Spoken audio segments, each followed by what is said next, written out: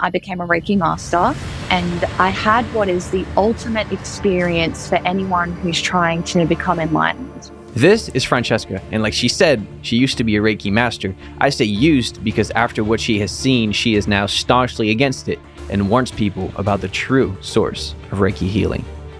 Reiki is a term that we hear more and more. Not a lot of people know what it actually is. So from you, can you explain what Reiki is? So Reiki is basically a technique that's used to heal yourself. The way that it first came about, I can't remember the names or anything, but it was it's a Japanese man who began it and started teaching it to other people.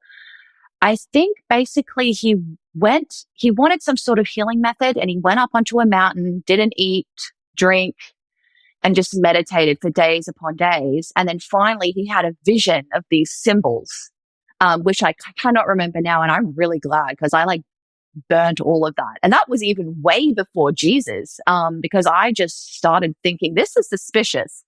But we can get into that too. I was always teeter-tottering between these things, thinking, how do I really know what's going on in the spiritual realm? And kind of taking a step back even before Jesus.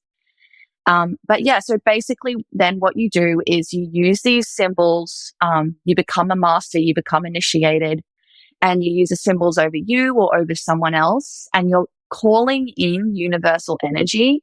And that it's not supposed to be taking your energy or anyone else's energy. So it's just replenishing you from the universe.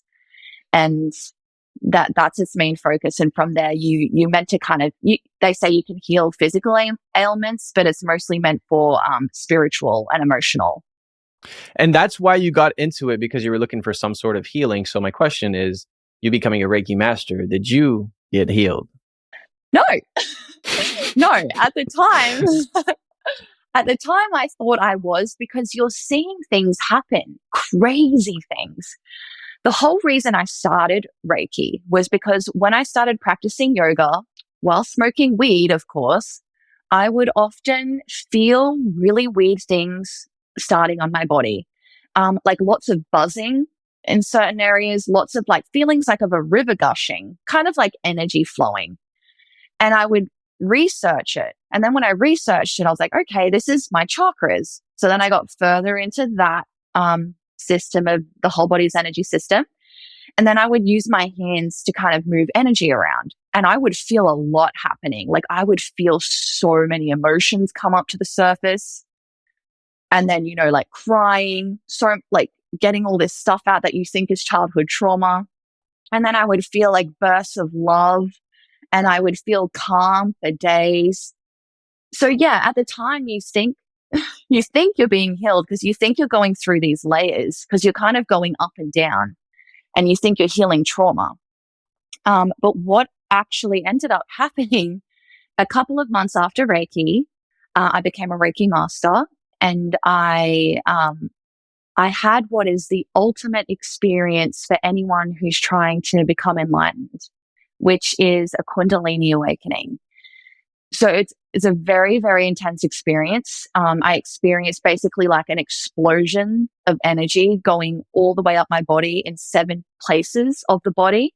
And this was after months, mind you, of lying in bed doing this, just doing energy healing on my body for an hours at a day. So that's another huge way that it's just a huge distraction and just gets you so far from God, because it puts you in charge. But so after doing that for months, then had these explosions all the way up my body and walked around in some sort of very strange state for 3 days. That has to be the craziest thing that ever happened to me. I can't explain it, but I was very calm. I don't know how to explain it. You can, Buddhists or people who meditate might explain. I just seemed at one with everything. I had no will of my own. I was just the universe doing its thing. And I had that experience, and it wasn't just me who was affected. It was everyone who talked to me, because they would instantly calm down as well, or change when they talked to me. So it was a very crazy time, and everything was flowing. But then what started to happen was everything started getting locked up. Like I could feel tightening happen in all of these areas. And I would try desperately to get that feeling back, that 3-day feeling that I had. And I keep doing it. I keep doing it. And I'd try desperately to appear, like talk to spirits about it as well, the light beings that I had sometimes seen. And it was from here on out that it all started getting darker and darker. And I started actually visually seeing entities, which I now know to be demons.